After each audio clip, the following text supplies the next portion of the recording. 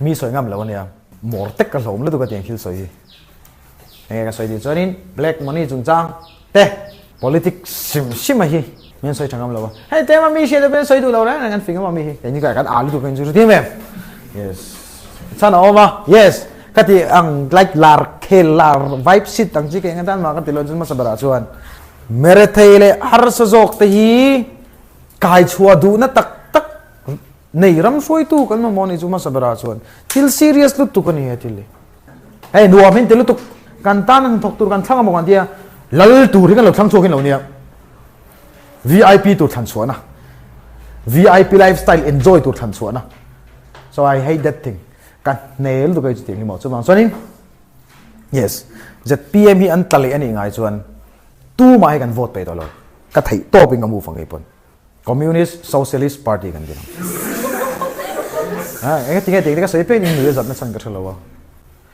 no inga tinga nu zat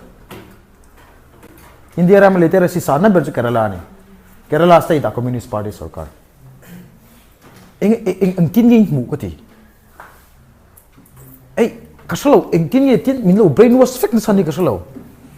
chiar ngai lo tok me or like ami kamak in salo nge communist ti chon hit lara mi lang to mai mengam zia khatlam pang ha kan ti lo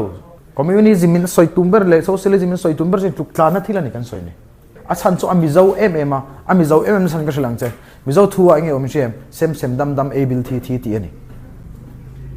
tiang ka chu practical chu na thei lo mai thei but chu mi mentality chu kan in neya ti in lom ton thin kan ni chu in pui ton thin kan ni black money in tia khe po man tia enge mon an thil chu bank ka poisa da vak hi thil ti chi ni lo bank in nong call changan chui mai ka ti chu ani chona poisa da ngam lo wa khe shama na ngai ni mang chok pur me o capital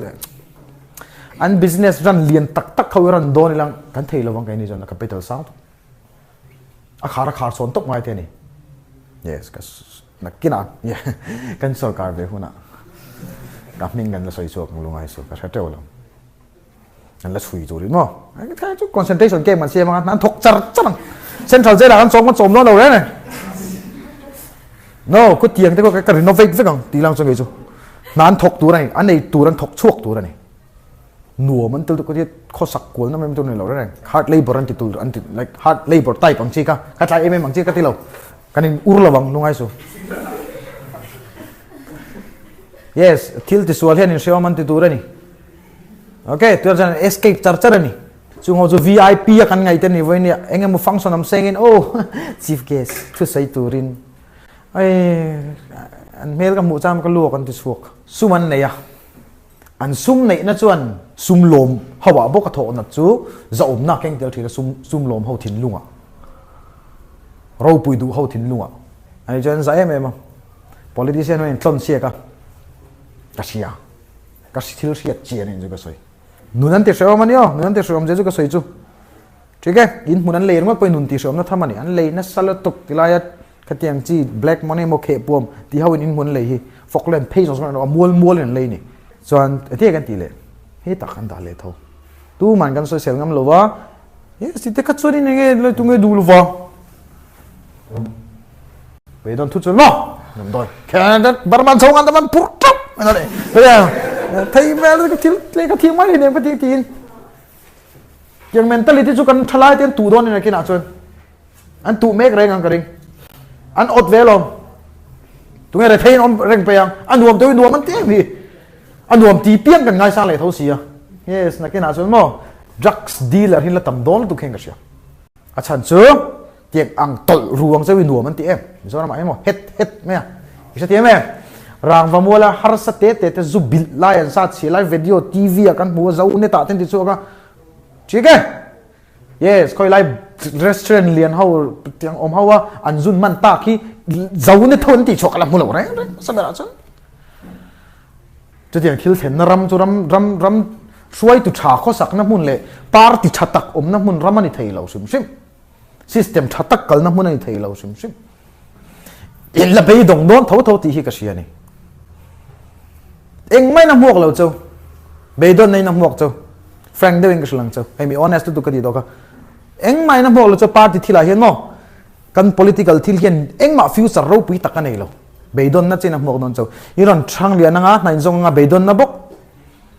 okay political thil involved sal tu kan itin chinga beidon na bok bi pakhat eng ma he tang nilo ka political party man na wangi mo military tan nei thata wangi he ta om lug lug mo ngai ti thei vur vuri muwa thei to pe lo zir khana ne khan yes ithi kha kadem rang rang lo za thi ko malom chikai mi in spotlight and pek le ve kan yang thi ko malom yes ke chu thi kan yo king hobi paisa din lak sak ni ka du ni yes ka thi kan ni ka ju an corrupt to in sak sak lien to in an pian thar da ya chal fa des kan pu chale ve ka bro teng te ke chu kala ngai tho a kor lu tu ka ti lem lu tu pian thar na manga mai khu nang chi ei re mem kau than mai lien nang chi mang hi yu sa thak hay the boy Ṭhalai kan su thiam ve vek yes tiang anga ti du khan lom ton kan ti ve phot anga chana kena tiang thar ke wonga ti du hin lom nge nge yang longai ro kan observe ve reng kan mu ve reng thi lom je kan sa thiam ve vek sumi thil chelu du thil thang chu amani chu nga dinga shem lo nan chu try drugs zuar something and jetro thalak nen chanchin bu zo ngan chu tira corruption play hi mo mark san vua mark sai phel ti ro se te ko tak chak deu do ron phei ro thimin mu tir thini chu tisu man bet ula kor te phel sak ula kan thalak sak ro ai ka du dan bit like bro khop lai te ve tir se ta hin te me ti lo te chon te ne kan tam ti chatu ber lom okay hey koi lai drugs pakhat wa zuari chu problem ani lo na chung ko pakhat che bati boy mi corruption play chon mo thenom pa sumpo heta sum mizoram pum sum an ai ni so drugs zuar kha ka fak nan laman nilo at least a levels a crime ka sang zo ko in dalo point level 2 man atalen na vero se chanchin bote khong mail kan mungai lo nem event muthi nem news a ko tan suak vut lai che in muthi nak tak in tension marks an vuanga marks phel ro pon tingam lo ngai ka khalo drum lum da tanga chan nar theng so se themen live freaking youtube kan live angamo ke ngan thei tiram kan or tiranga corruption chu tiang ka deng chu ka e ruwa dinga chon dula zel theng amon ke in chu thalo longa yes tiang no thak chungi yes ngai so tiang chu kan din don ani mi lo vote don